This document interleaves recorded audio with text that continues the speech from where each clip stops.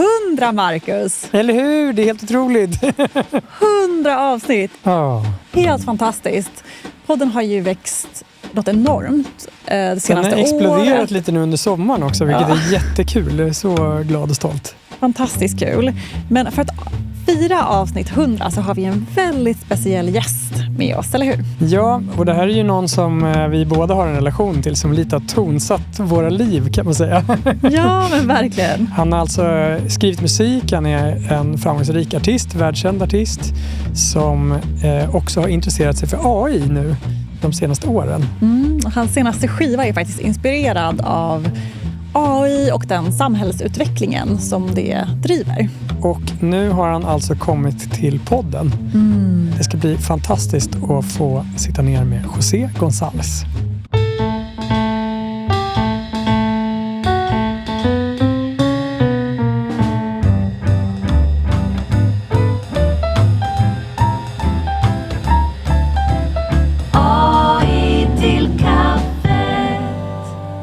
Kära lyssnare, varmt välkomna till en AI till kaffet. Jag heter Marcus Weiland och med mig i studion idag har jag José González. Välkommen. Tack så mycket, kul att vara här.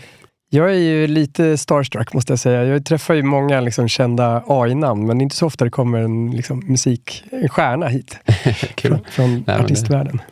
Det är roligt att vara här och jag tycker det är ett spännande ämne så att jag ser fram emot samtalet. Ja, men superkul.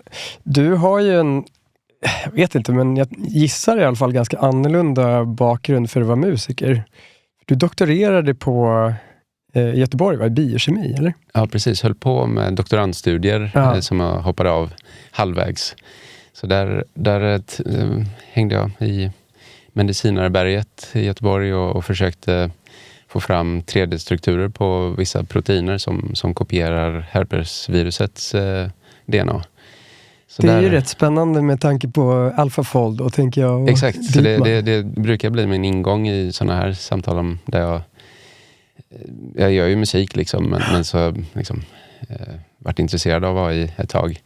Och då, en av ingångarna är just att jag höll på labb och det här var ju 20-25 år sedan liksom. Och det var ganska vanligt att en doktorand kunde hålla på flera år och kanske få fram 1 eller 2 3D-strukturer på proteiner för att försöka förstå funktionen.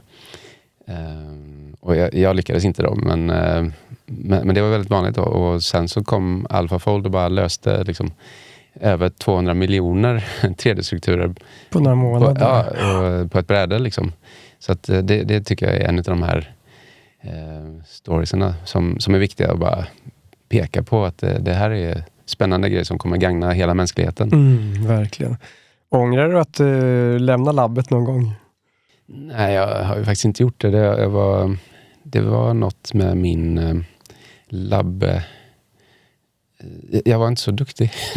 Eller jag var lite envis, men det var något som inte klaffade. Nej, så att det jag saknade var ju miljön. Det var liksom många kunniga och alltså själva forskningen var ju superspännande i vårt labb och grannlabben. Att höra om de höll på med stamceller och vissa höll på med glykoproteiner och så det har jag saknat, men jag har sökt mig till Scientific American och andra tidskrifter. Ja, du verkar ju följa teknikens utveckling liksom. Ja, lite grann. Ja. Och nu är du aktuell med ett nytt album som heter Against the Dying of the Light. Och det här är väl från en diktare eller poet, Dylan Thomas, walesare. Ja. Från en av hans dikter, eller hur? Precis, men när jag skrev den låten, Against the Dying of the Light, så poppar den meningen ur liksom i flowet. Och så kände jag igen meningen och så jag lät bli att kolla upp just då. Ja. Men i efterhand så kände jag igen den då.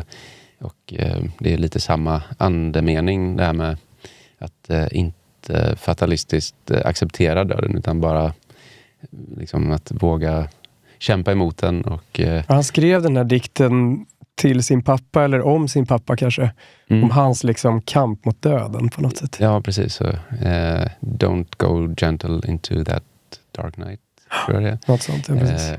Rage Against the Dying of the Light.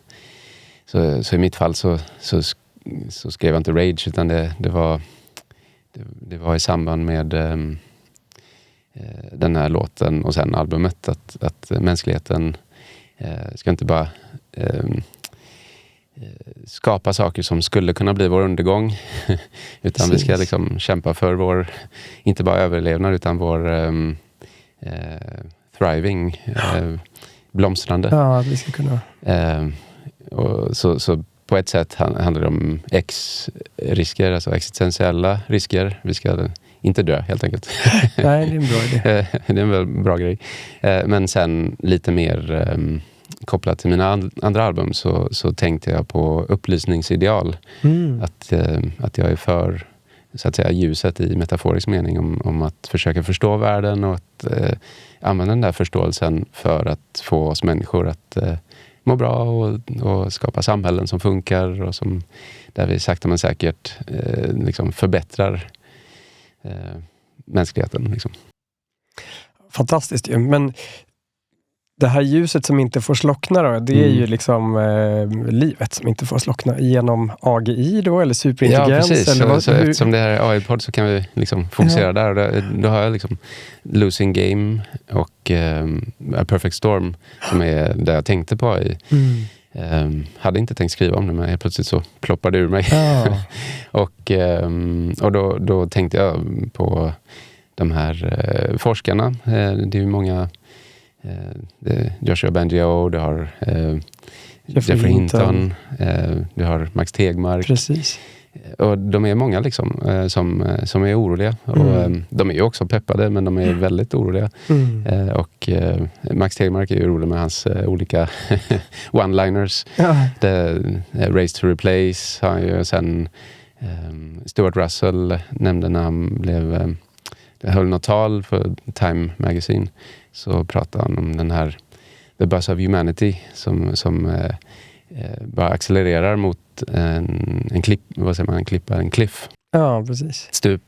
Det är inte bara så att chauffören är blindfolded, att han har ögonbindel, utan det saknas även en ratt på den här bussen. Så mänskligheten liksom nu kör vi ett race och det går fortare och fortare, men vi har inte riktigt förstått implikationerna av att kanske nå AGI som sen kanske leder till något ännu mer avancerat, och att jag är orolig precis som Stuart Russell och alla de här.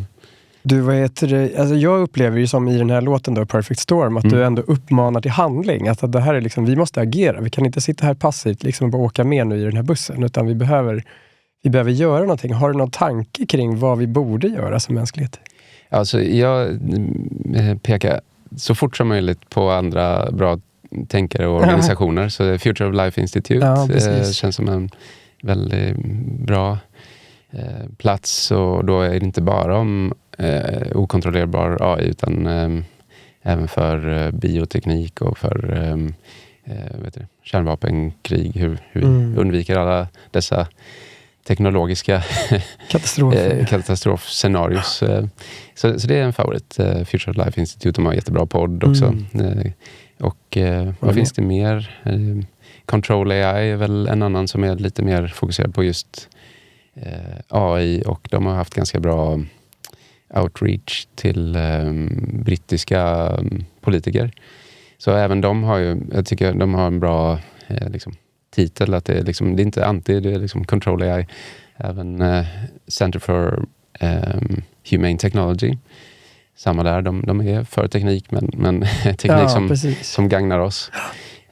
Och då är det inte bara om AI, utan även om sociala medier och sånt.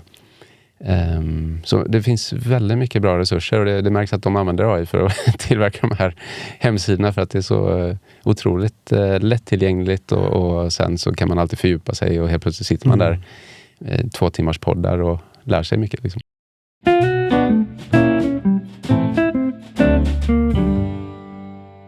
Du har ju också använt AI, jag tänker till exempel på musikvideon till den här Perfect Storm. Ja. Liksom, hur gick det till då? Du sitter på taket där i någon självkörande buss mot singulariteten eller vad det är för något som händer där. Man skymtar någon skylt liksom, där det står singularity, någonting sånt där. Ja. Hur blev den där musikvideon till? Jo, jag hade ju skivan och så som vanligt så tänker jag ju bara musik och lite omslag. Men sen så blir det dags att göra videos. Och det är alltid ett huvudbry. För det är liksom mer pengar som liksom kastas på ett projekt. Och så är det inte alltid det som gör att musiken liksom kommer fram. Nej. Så den här gången så frågade Andreas Nilsson som har gjort några av mina tidigare videos. Så han kunde inte. Och Mikael C. Karlsson som har gjort min dokumentär och några videos, han kunde inte heller. Han var upptagen med Ruben Östlund. Okay. Så då Andreas Nilsson tipsade mig om ett gäng i Köpenhamn som var kunniga på AI. Så tanken var då att nu när jag har skivan, jag är liksom rädd för extinktion av AI. Hur kan jag signalera till mina fans att jag är inte liksom emot all AI? Nej, precis. Och då började jag experimentera med första videon som var Pajarito. Som var en liten kort harmlös AI-video tyckte jag. 2 fåglar i svenska skärgården sent sommarkväll. Men så märkte jag att mer än 80% av kommentarerna var negativa. Så det sa något om mina fans då. Att de var väldigt... de gillar det helt enkelt. Inte liksom att man använder AI för konst liksom. Ja, just det. Men jag såg att kommentarerna handlar lite om vattenanvändning, om energi och så sen också att kunde inte liksom gå ut i naturen och filma själv. Det var ju liksom november. Ja, någon fotograf som inte fått jobb och så vidare. Så. Exakt, och fåglar som är svåra att agera. Så då fick jag en känsla då för det här negativa sidan. Att folk är verkligen anti. I alla fall mina fans. Så gjorde vi, när jag kontaktade dem i Köpenhamn, och då det var så pass lite tid så att jag använde AI för att försöka få fram min favoritvideo för Perfect Storm. Så jag gjorde en ganska detaljerad manuskript med vad som skulle hända. Jag filmade lite i köket med Laura och Matteo, mina barn. Där Matteo fick liksom trycka start och stopp på iPaden medan jag satt och spelade och Laura fick gå och filma. Så hade vi en liten buss och så för att testa olika vinklar. Och så skickade jag det här. Försökte pitcha det här för dem som Bacon Lab heter, deras produktionsbyrå.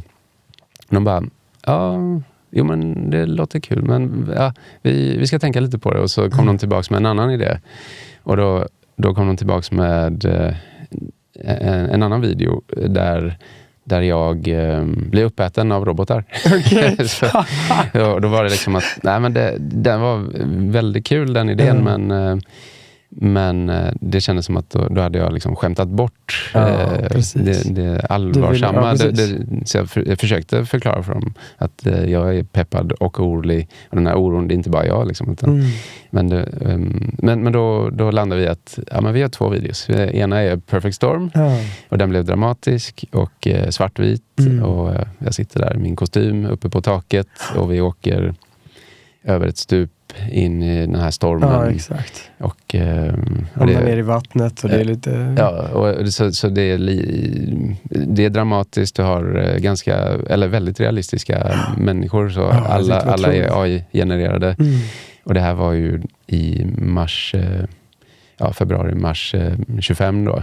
Så att tekniken går ju framåt. Så att, det kommer ju några klipp i slutet där på videon också där, som är lite så här behind the scenes typ, eller vad man ska kalla det där. Exakt. De här AI-genererade skådisarna skrattar och precis, som gör att så här, när man tittar på det första gången så är det så här, var det inte AI-genererat? Vad är det för någonting som är AI-genererat eller inte? Jag tyckte det var ganska smart. Jag tyckte de gjorde det väldigt smakfullt till slut. Det var Mats Damsbo som var regissör där.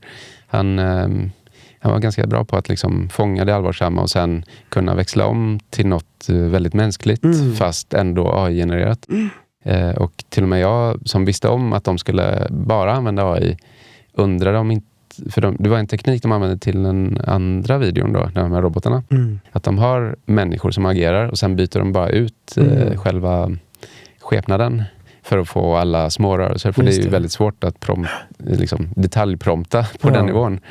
Så att jag trodde att de hade använt lite folk som hade liksom agerat i deras studio där. Men allt var helt promptat från scratch.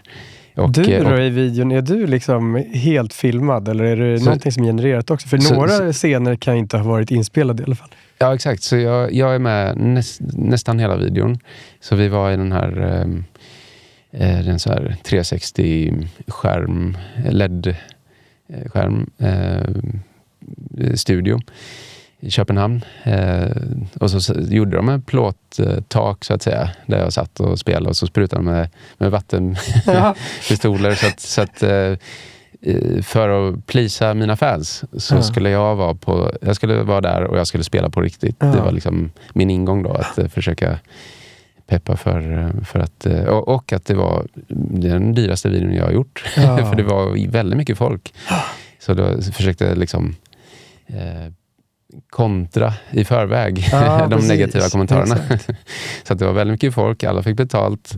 Energimässigt så drog vi väl lika mycket som en villa på vintern. Kanske några dagars uppvärmning av en villa. Så det var genomtänkt och bara för att komma tillbaka till den poängen där att Mats han testade lite olika slut och en idé var just att man visar att det här är gjort med människor, att de zoomar ut och så ser man LED-väggarna, men också att jag har min gitarr och liksom viftar.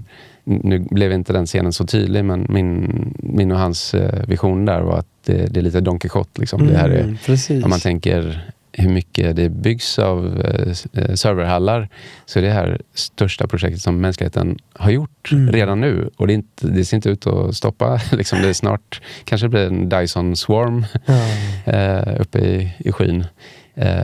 Och vad hjälper en singer-songwriter? Ja, precis. Så står det vifta med sin gitarr. Exakt.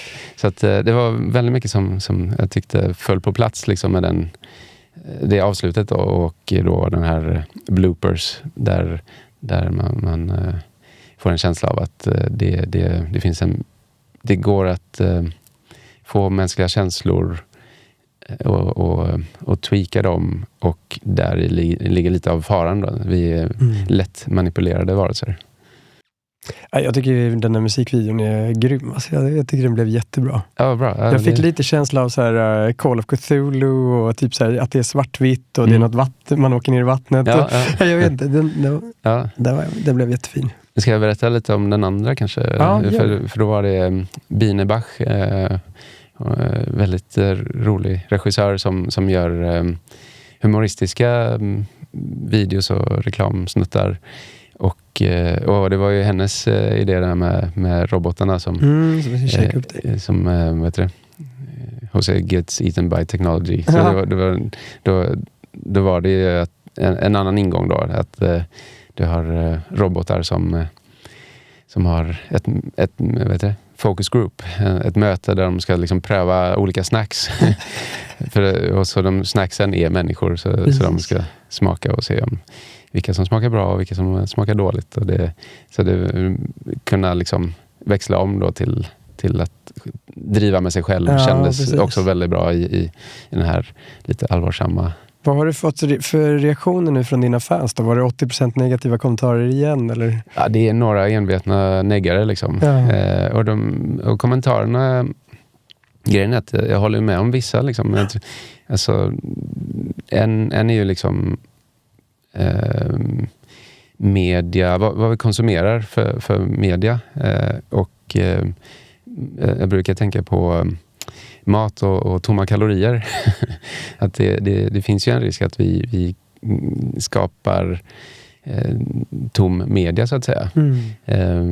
Eller att AI skapar tom media, AI-slopp, där vi kan fråga oss själva vad är det vi vill med våra liv, och där tänker jag att det kan vara vettigt att ha liksom, AI-stämpel så att säga. Det här är liksom precis, det här är gjort. Bara berätta liksom, så kan vissa forum vara AI-forum och andra vara hybrider och andra bara människor. Så att folk åtminstone kan välja liksom. Men tyckte de att du borde ha varit tydligare med att AI hade använts då? Eller vad är kritiken? Ja, men vi skrev det i texten. Men ja, det var väl en utav ingångarna.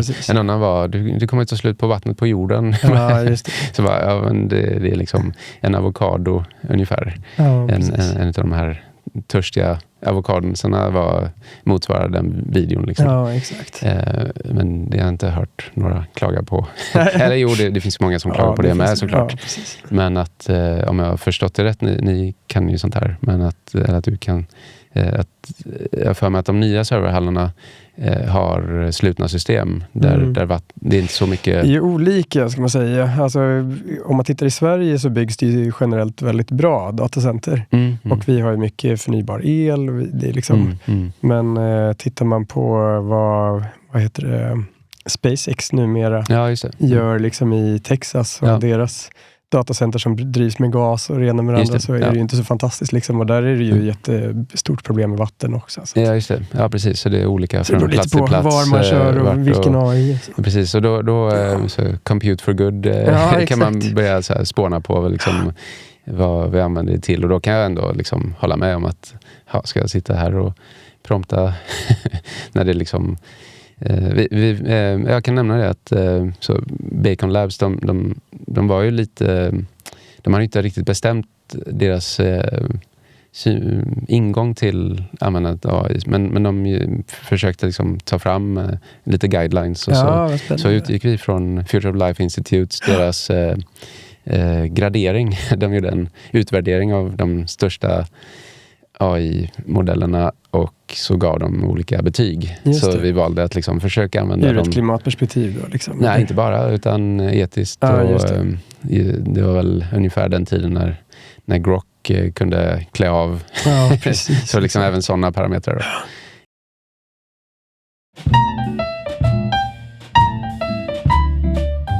Om vi går tillbaka till den här Against the Dying of the Light, så sjunger du Let's Rebel Against the Replicators. Och det där tänker jag liksom, det här med originalitet förloras med generativ AI kanske. Är det du har tänkt på där? Eller? Den är lite speciell, för jag hör inte så många experter prata om replikatorer. Men jag kommer ju från biokemi och när man tänker på naturlig selektion så tänker jag på hur man har. Det är Susan Blackmore och Daniel Dennett framförallt som pratade om gener, memer och så sen andra replikatorer. Ett tredje, rättare sagt. Och att när man väl har en replikator som med variation som selekteras, så leder det till komplexitet och till så småningom agens. Och det är inte så självklart att det är något man kan styra liksom. Så tittar man på evolutionen så börjar det med enkla organismer och så är vi här. Precis, plötsligt sitter vi här i en poddstudio liksom. Ja, exakt. Kollar man på kulturell evolution så börjar det med liksom primitivt språk bland apor, och så helt plötsligt sitter vi här och liksom kommunicerar, och nu så har vi liksom large language models som gör något med språk. Så där har du memer. Men så har man tredje replikatorer då, och det skulle vara teknik som kopierar sig självt. Och då är det väl von Neumann Machines som jag inte kan så mycket om. Men oavsett vad det är för något som kopierar sig självt, om du har variation och selektion, så kommer det leda till någon slags utveckling. Och som en oro som jag kände direkt, att har man AI som kan kopiera sig självt, då är det inte självklart att vi kommer styra vad den eller de får för sig. Eller om man håller på att bygga en väg, så är det inte, när man har den här myrstacken, så är det inte säkert att man bryr sig om den när man bygger vägen. Liksom. Vi ska ju bara bygga en väg här. Liksom. Precis, att det skulle kunna bli någon slags superintelligens som ser på oss människor ungefär på samma sätt. Liksom. Att, men vi har ingenting emot människor, men den där myrstacken, människorna är i vägen. Liksom. Exakt, så det kan vara en superintelligens, men det kan också vara sjukt många AIs som i sig behöver resurser och så på ett eller annat sätt driver den här utvecklingen utan att vi har beställt det. Liksom. Men man pratar om superorganismer som behöver inte vara liksom supersmart. Det är bara liksom där, vad händer när du har väldigt många aktörer som gör saker ur eget intresse, men så leder det till saker som var oförutsedda då. Så det är oron där. Jag förstår. Ja. Men Susan Blackmore var väl känd med det, tror jag. Det var inte riktigt det som jag tänkte då. Jag tänkte mer att det var så här replicating i form av att bara itererar och skapar en massa slopp utav det som människor det är har också skapat. kan man säga. Absolut. Så det är ju men det kommer av att vi som är smartare så att säga, lagom inte snart har vi smartare saker här i världen, men vi kan ju tänka framåt och då kan vi liksom våra gener, de kopieras och har lett oss till att liksom ha impulser som leder till kopiering av gener, men helt plötsligt så har vi preventivmedel och så då har vi gjort rebell, vi har gjort uppror mot genernas vilja. Ja, precis. Och på samma sätt kan man göra med memer, att när folk tar sin mobil och drar på svartvitt så kämpar man lite emot att memerna ska liksom ta över ens liv mot ens egna vilja. Och så det är den linjen då. Så det stämmer din lite grann är vi ju på väg åt det hållet. Alltså jag tänker, det är väl inte så många som just nu håller på att försöka bygga självkopierande AI som ska spridas ut i världen och sådär. Men däremot använder man ju AI för att förbättra AI. Det gör de ju på Anthropic till exempel. Skriver om koden till den egna. Ja, precis, över 80% av koden är skriven av den egna språkmodellen. Och, så någonstans så är ju det i alla fall åt det hållet. Precis. Och där är väl så, vad heter det? Recursive self-improvement. Att AI skapar nästa generation av AI och att det bara tar fart.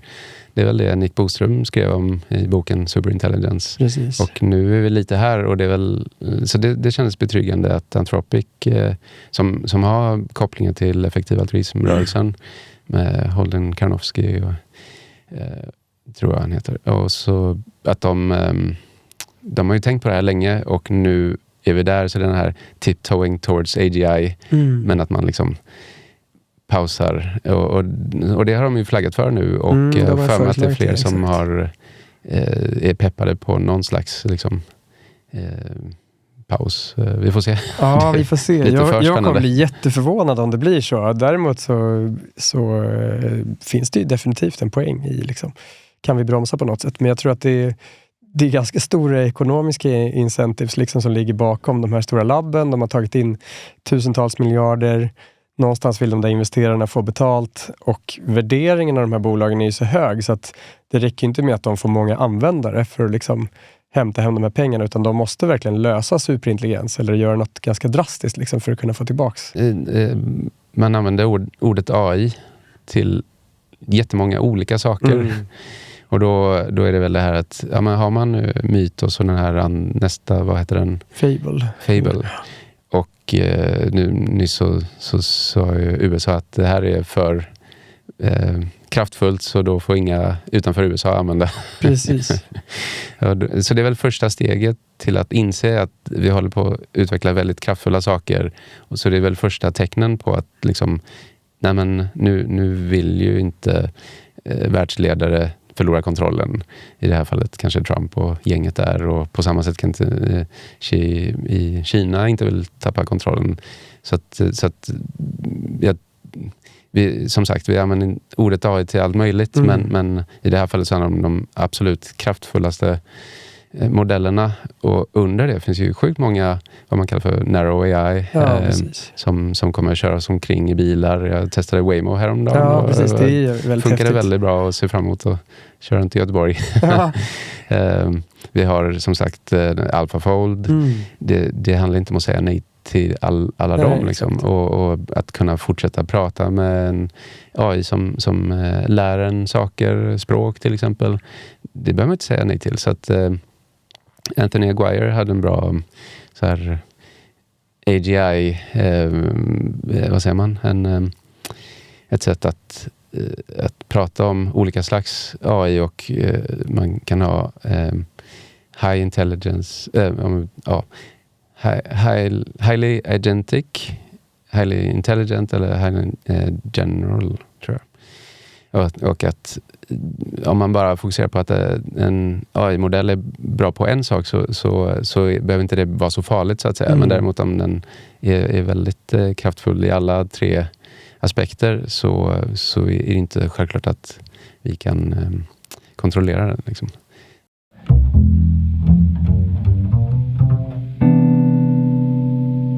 Men om man kommer tillbaka till den här andra typen av replikering då, alltså att AI skapar en massa mer content och kanske musik och annat som baserat på det som redan finns. Hur tänker du kring det då?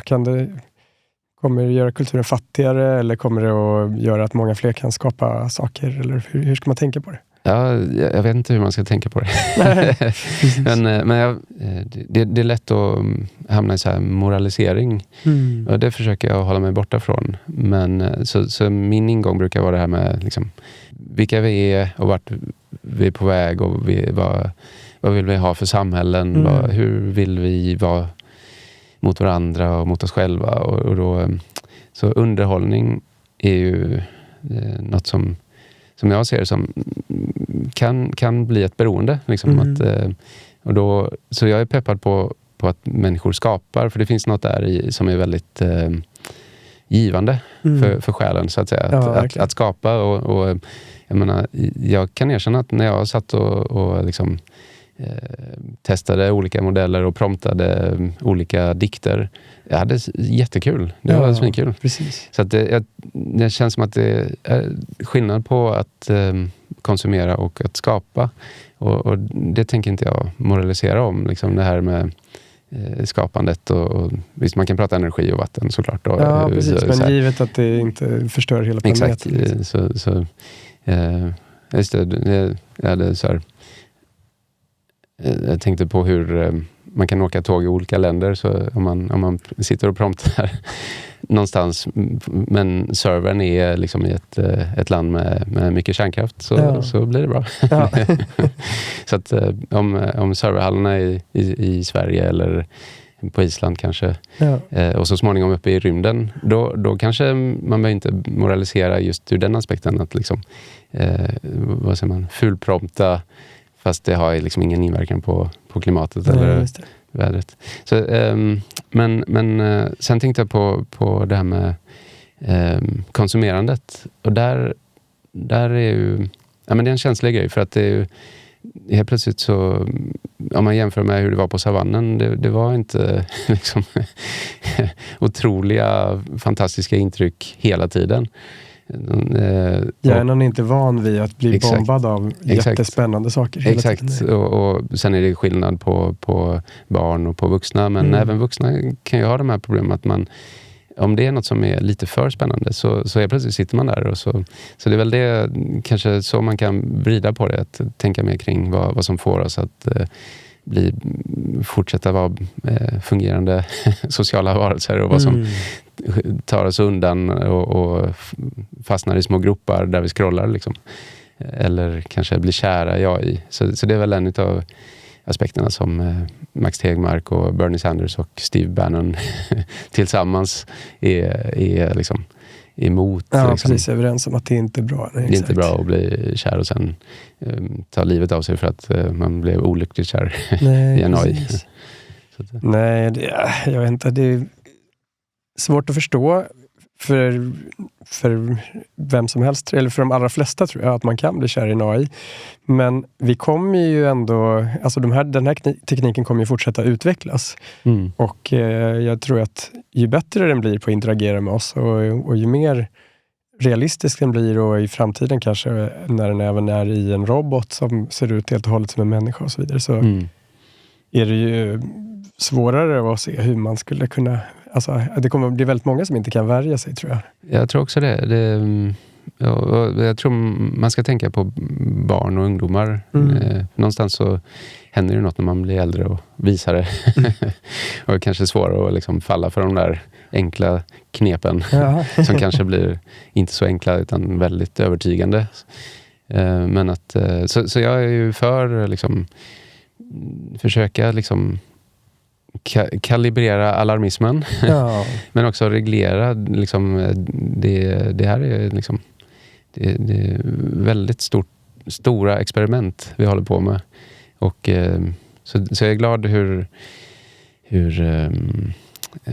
Social Dilemma, den här dokumentären om sociala medier, den och Jonathan Haidt och de andra socialpsykologerna upptäckte de dåliga sidorna med sociala medier, och nu regleras det, och det betyder inte att det ska stoppas helt, utan det är bara liksom sätta olika liksom gränser. Fast det har gått långsamt, måste man ändå säga. Exakt. Alltså samhället har verkligen inte reagerat så fort på det här. Nej, och lite liknande är det ju nu med AI, fast det går snabbare. Så hur blir mänskligheten vis snabbt, är min fråga. Alltså du sa ju det att du promptade lite poesi och sådär. Visst gjorde du det också med den här sista låten Joy, alltså texten? Exakt, så det började faktiskt med en annan låt, Gymnasten. Så jag hade bestämt mig att... Men jag tycker det är supercool för det. Jag hade bestämt mig för att ha en bit av låten där det är så här sportskommentator beskrivning av en gymnast som gör massa volter och grejer. Och för att göra den så använde jag mig av AI. Och det gick ju jättebra faktiskt. Det är inte så att du är specialist på, eller du brukar inte titta på gymnastik, eller hur? Nej, exakt. Så du visste inte riktigt hur de brukar kommentera det. Ja, så det var liksom... Kommer ut ur trippelvolten. Exakt. Och det skulle vara... Så jag sa jag skrev att det här ska vara precis på den högsta nivån, men några element ska vara liksom övermänskligt. Ja. Och så flyger den här gymnasten iväg på en flygande tiger mot slutet. Men så då använde jag mig av AI, och sen så kunde jag inte låta bli att testa AI-modeller för att göra liksom, för det är väldigt ofta som jag gör musiken först. Jag vet exakt hur många rader jag ska ha, hur många stavelser och vart det ska rimma. Så jag kunde liksom skriva den exakta formen för en dikt som skulle passa till min musik. Och så testade jag 3.5, den var svinkass. Ja, precis. Och så testade jag 4. Den kunde inte ens rimma. Nej, exakt. Och den var väldigt, så att säga, inställsam. Och bara, okej, nu ska jag göra ett till försök här. Och så bara blev det fel. Och så 4.0 menar jag. Ja, den blev lite bättre, men sen 4.5 helt plötsligt bara... Så promptade jag 20 varianter, klipp och klistrade, och så hade jag liksom det mesta av låten, och så skrev jag slutet själv. Lite som så jag tänker på musiken lite som ett konstverk, och albumet blir ju mer intressant när jag liksom börjar med Perfect Storm och slutar med Joy, där jag skriver ihop med AI, men jag skrev slutet själv, och där jag peppar att vad som än händer så kommer vi fortsätta vara apor som inte kan låta bli att sjunga. Exakt. Hur brukar du skriva låtar liksom? Ja, för annars så är det ju liksom att jag sitter med gitarren. Du börjar med kompet liksom. Och... Det är liksom riff och det är ackord. Bygger du från ackordföljder eller hur? Väldigt, en tredjedel av låtarna är nog ackordföljder. Men 2/3 är riff liksom. Arpeggios och riff. Där det självklart finns ackord, men det är liksom, jag tänker... Men du har inte börjat med liksom en ackord, så här, men det är de här ackorden jag tänker ha, hur ska jag hitta några bra riff liksom? Nej, precis. Så vissa låtar är ackord, och så Joy var ju en sån där jag liksom gick tillbaka till bossa nova och till andra så här, klassisk musik där det är normal stämning på gitarren, så det finns liksom, jag tänkte ackord. Men annars så brukar det är basgång, arpeggios och melodi. Och nästan alltid musik först och sen melodi och sen text. Ja.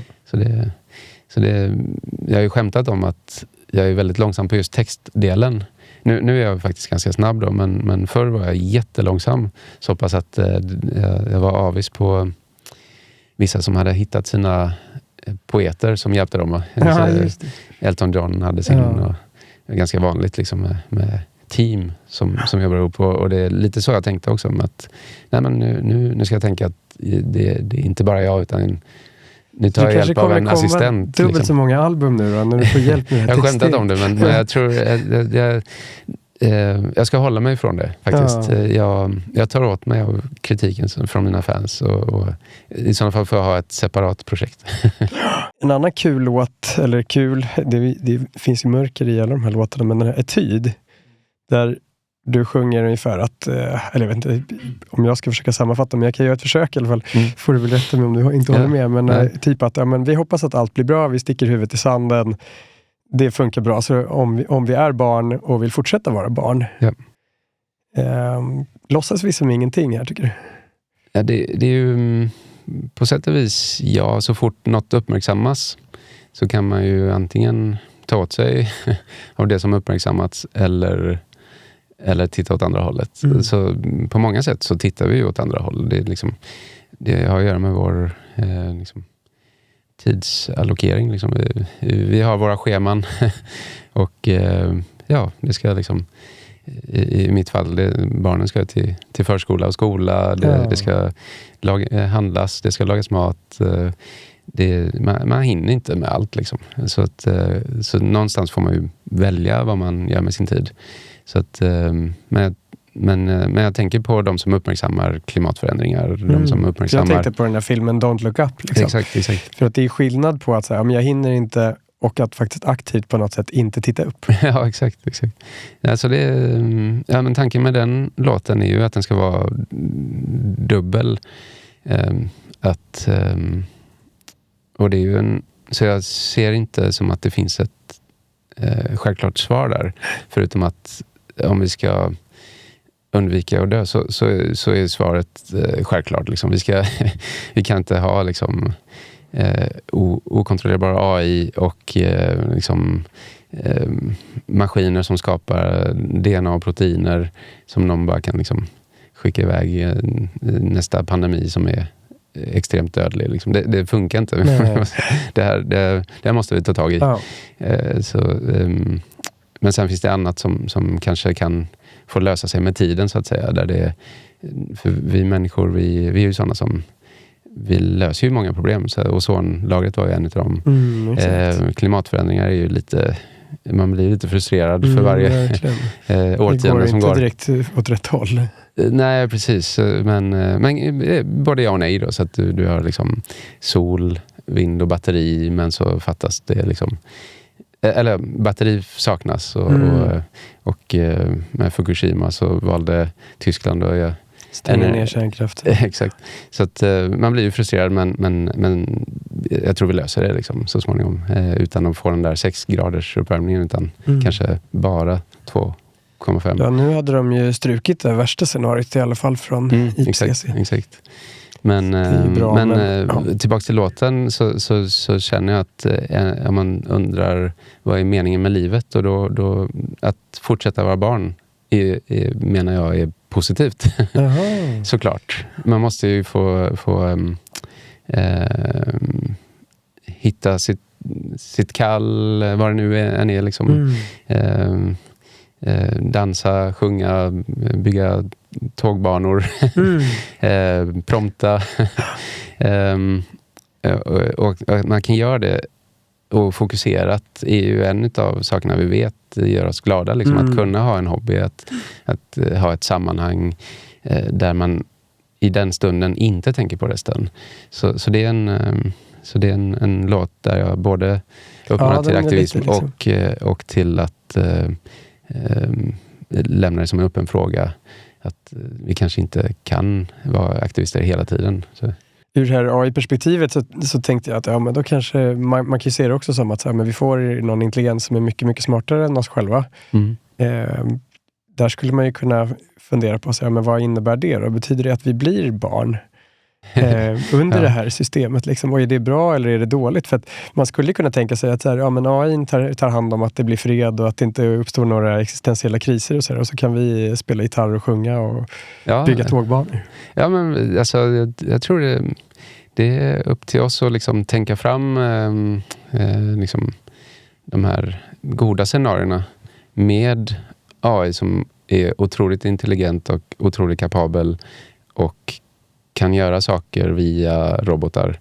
Jag tror det är bra att spåna på den framtiden och se vår roll i den. Och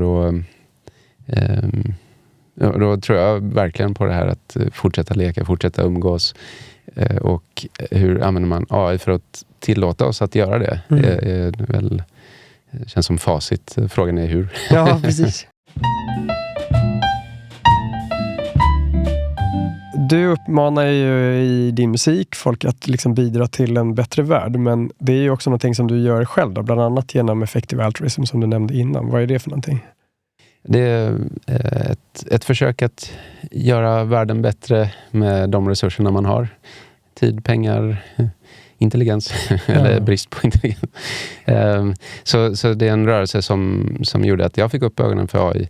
För de började lite smått i Oxford med smarta studenter där och som byggde på Peter Singers liksom kall till att om man kan hjälpa någon i nöd med väldigt små medel så bör man det. Men de utvecklade det till att prata om hur gör man det på ett effektivt sätt och tog in tänkande från ekonomi. Och, så det var mycket om global hälsa i början, men sen så började de räkna på olika liksom, omvandla allt till beräkningar i Excel-dokument där man omvandlar liksom en viss mängd pengar till visst antal kvalitetslevnadsår. Så räknar man på det så det är ju grymt om man räddar 100 000 liv från malaria, men vad händer om mänskligheten dör om 10 år? Precis. Då blir kalkylen ganska kass. Och då en del av EA-rörelsen började tänka på long-termism, att mänsklighetens fortlevnad. Och då började de forska då på olika existentiella risker och katastrofala risker. Så där, hur rankar liksom AI som existentiell risk in här? Och kommer den liksom på första plats eller andra eller tredje? Jag får liksom glömma den ingången. För att det är ju där det finns en bok som heter The Precipice av Toby Ord där han frågade runt i olika läger vad folk uppskattar de här riskerna att vara, och då kärnvapenkrig, vi har pandemier, vi har supervulkaner, så naturliga riskerna blev en sammanlagd risk på 1 på 10 000 att vi inte klarar nästa 100 år. Men de mänskligt skapade riskerna de hamnar på 1 på 6. Och det är ju liksom, det här är ju liksom uppskattningar som man kan ta det lite som ballpark. Precis. Man kastar en tärning, blir en 1 så är det slut. Liksom. Ja, exakt. Och så finns det såklart experter som inte är oroliga. Jan LeCun är väl en av dem. Steven Pinker var inte så orolig, men jag pratade med honom häromveckan och då han var lyhörd för den här liksom, om någon kopierar sig själv att det kan bli dåligt. Men att EA-rörelsen var bra på att uppmärksamma de här riskerna, och då så på individuell nivå så handlar det mycket om hur man balanserar framtida liv mot nuvarande liv, och där tenderar jag att tänka att pengar nu gör nog mest nytta till att rädda liv nu, medan i memernas värld så kan man liksom påverka allt annat.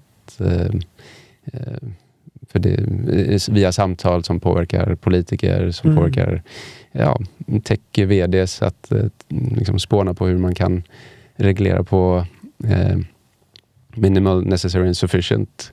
Att det är liksom inte överreglera heller, för det vill man ju inte heller. Själva risken, den existentiella risken från AI då, kommer den liksom på topp 3 eller var hamnar den någonstans? Ja, det finns ju jag tänker klimatet är ju en annan av de där grejerna om man säger så här. En av 6 är mänskligt. Ja, även AI, sen kommer synthetic biology och sen men det är en lista som går att kolla upp. Ja, och den, jag tror han gjorde en uppdatering av den och det har inte ändrats så mycket så att säga. För AI-experterna de verkar hamna på 1 på 5 i risk, eller 1 på 10 typ. Nick Boström skrev en spännande artikel där han pratar om just hur man väger då att försöka nå AGI, men sen liksom om man stoppar lite för tidigt, då kanske inte vi löser åldrandet.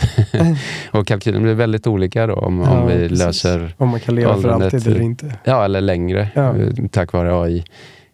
Så där är jag ju väldigt peppad på David Sinclair och andra som jobbar med att leva längre. För att det kan ju låsa upp väldigt mycket resurser för att lösa alla problem som vi har. Din bakgrund där också inom biokemi tänker jag kanske också spelar in. Ja. Ser du att det finns en realistisk möjlighet liksom, att vi skulle kunna leva betydligt längre? Ja, så det är ju inget jag kan så mycket om, förutom att jag lyssnar ibland på lyssnar på de här forskarna. Och David Sinclair är ju spännande för han bedriver ju forskning och lyckats dra tillbaka klockan lite grann via epigenetik, de här Yamanaka-faktorerna som det handlar om metylering av DNA som är någon slags biologisk biokemisk klocka som går att reversera utan att det leder till cancer. Så det är väl det de håller på att testa nu, clinical trial. Så att jag tror att man brukar prata om hallmarks of aging, att det finns olika kategorier av saker vi bör lösa för att liksom kunna prata om att fördubbla livslängden. Så jag är peppad på det som projekt. Ja. Sen hur länge jag lever svårt att veta. Jag tänker inte. Jag säger att jag kommit halvvägs. Nu är vi 47. Får se hur det går. Får se hur det går. Ja, exakt. AI-dilemma. Vi har kommit fram till något som vi kallar för AI-dilemmat. Ja. Så då ska du få öppna det här kuvertet och läsa upp för lyssnarna vad du har hamnat i för situation. Okay. Albumet ur arkivet. Ditt skivbolag har låtit träna en AI enbart på ditt eget arkiv. 4000 röstmemon, demos, repinspelningar och alternativa tagningar från 20 år. Inget annat material, bara du. Nu har den satt ihop 11 låtar. Du lyssnar och känner igen allt. En gitarrfigur du övergav 2009. En melodi du nynnade i en replokal i Göteborg. En textrad från bortglömd anteckning. Och ändå har du aldrig hört låtarna förut. Det svider att erkänna det, men det kan vara ditt bästa album. Skivbolaget vill släppa det som vanligt José González album. Allt är ju ditt, säger de. Men du vet inte längre vad ordet ditt betyder. Släpper du albumet och i så fall vems namn ska stå på omslaget? Ja, precis. Det är ju liksom scenariot som jag tänker är realistiskt nu. Och haft sådana diskussioner med skivbolagen. Frågan är om jag släpper albumet och vems namn ska stå på omslaget. Jag tänker så länge att det är ett annat namn så är det ju lugnt. Ja. Så José José eller José González. Ja, exakt. Men av respekt för mina fans så hade jag inte gjort det nu. Nej. Så det är mer så jag tänker. Men ja, väldigt spännande. Jag tycker det är intressant för musik har ju en tendens att passera förbi våra filter. Alltså om man till exempel tittar på en film eller någonting sånt där. Eller, vi blir ganska skeptiska, vi vill veta vem är den där skådisen, vad är det för någonting liksom. Så att om det är gjort med AI så men är det där verkligen riktiga människor och sådär. Men vi lyssnar på väldigt mycket musik utan att veta vem det är som spelar. Och... Ja, men det är något väldigt speciellt där och väldigt mänskligt att inte vilja bli lurad liksom. Så att jag tror, och sen när man vet det är något med till exempel mat, att om man vet att det är lagat på ett visst sätt så är det nästan som att det smakar bättre än om det är lagat på ett annat sätt. Och så även om liksom kompositionen är samma så spelar narrativet ett roll tydligen. Och att det kan vara olika från person till person hur mycket liksom narrativet spelar roll. Så att så jag tänker att man i mitt fall då som artist som har liksom folk som har haft väldigt så här, starka upplevelser med någon viss låt, att i respekt för deras liksom relation till min musik, inte nödvändigtvis till mig utan till musiken, så vill jag låta dem behålla det. Just det. Men om man tänker sig filmmusik eller någon annan typ av musik liksom, som kanske är mer funktionell eller? Ja, exakt.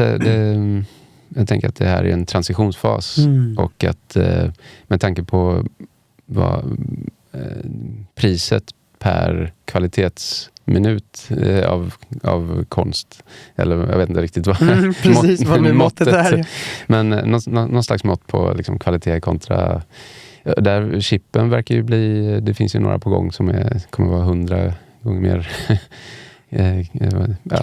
kraftfulla. Och priset går väl ner också, och då ser jag en framtid som är oundviklig, oavsett om det är om 10 eller 50 år. Och det är ju en framtid där kvaliteten kommer vara ohyggligt bra.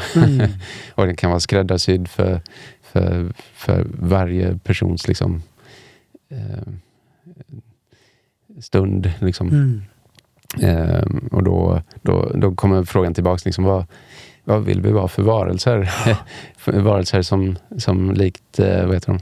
Wall-E sitter där och underhålls och blir feta. Precis. Eller är vi sådana som kanske gör saker och även om vi inte är bäst på att spela tennis så gör man det ändå. Även om vi inte är bäst på att spela schack. Jag tycker på något sätt att vad heter det, musikbranschen har lite grävt sin egen grop här genom att musiken har blivit mer och mer perfekt. Liksom på något sätt att liksom det blir producerat på samma sätt och liksom man använder autotuner för att ingenting får vara minsta lilla falskt, och liksom att på något sätt det har blivit en skinande perfekt produkt som blir väldigt enkel att producera med AI på något sätt. Medan kanske vi kommer att törsta mer efter det här mänskliga. Och jag menar, din musik är ju verkligen någonting helt annat. Jag måste vara hård här. AI är så pass kapabelt nu och kommer bara bli mer och mer kapabelt på att skapa imperfektioner. Ja, det är också, exakt. Så jag scrollar ju på From Dust to Digital på Instagram med videos från hela världen med vad som man kan kalla för folkmusik. Och det är klart att AI kan härma det med. Ja, men här är ju någon ute i öknen och plinkar på något stränginstrument. Och så ser det jätteautentiskt ut, men det är det inte. Yeah. Så att jag tror det är lite kört faktiskt. Och då kommer det här med stämpel in, tror jag, för att liksom gardera oss. Precis, för det de som vill lyssna på människor ska kunna välja det. Ja, lite så. Men så, återigen, jag tänker inte moralisera. De som promptar fram helt fantastisk kör ute i Östeuropa som sjunger någon gammal kyrka. Det kommer säkert vara jättefint att titta på. Alltså det har gått 20 år sedan Heartbeats, när du fick ditt liksom, internationella genombrott. Hur tror du musiken kommer låta om 20 år till? Ja, David Byrne spelade ju igår. Han skrev en bra bok om How Music Works. Han pratade väldigt mycket om de olika salarna, de olika högtalarna, liksom, vad ska man säga, infrastrukturen för musik. Så nu har vi levt med hörlurar som är otroligt bra och som kan ta bort Så jag undrar lite vad som händer med musik i nästa fas med vad det nu kan vara för teknik. Jag menar, en sak som skulle kunna hända, det är ju att musiken blir unik varje gång du lyssnar på den. Eftersom kan man generera låten till middagen utifrån exakta stämningen, och precis när du liksom lyfter glaset för att skåla eller vad det är, så tonas det ner eller det blir ett crescendo eller vad det nu är. Så man kanske har en bjudning med 8 pers och så kollar man, ja men de här 8 personerna har någon gemensam nämnare, och så inte bara leta upp en spellista utan kanske generera låtar. Det här har ju aldrig varit möjligt förut, så att det skulle kunna vara en sån grej. Det skulle absolut kunna vara möjligt. Men jag tror en sak som jag måste nästan pusha för då är att det är ju en spännande framtid, men jag är nästan mer peppad på att AI-na, våra AI-assistenter hjälper oss att mötas och sjunga i kör till exempel. Så att, nu ska du sjunga på onsdag, du ska sjunga den här låten. Det lät som att du satte den här tonen lite falskt. Ska vi öva den? Ja, det gör vi. Så liksom, den hjälper oss att vara med varandra. Det är jag ännu mer peppad på. Ja, precis. Ja, det låter roligare det också. Även om det verkar trevligt med och så kanske inte blir perfekt, men att det liksom, den hjälper oss att liksom navigera. En middag med eget soundtrack är också kul. Ja.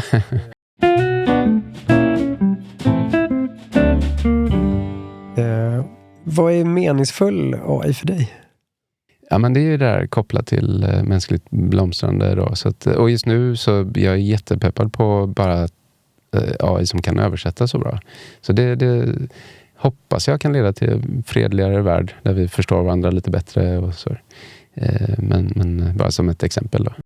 Fint, och tack för att du har skapat ett soundtrack till mitt liv också. Jag har ju lyssnat jättemycket på dig liksom, framförallt under den här perioden liksom, fram till 2010-2015 så hade jag liksom alltid din musik. Ja, härligt.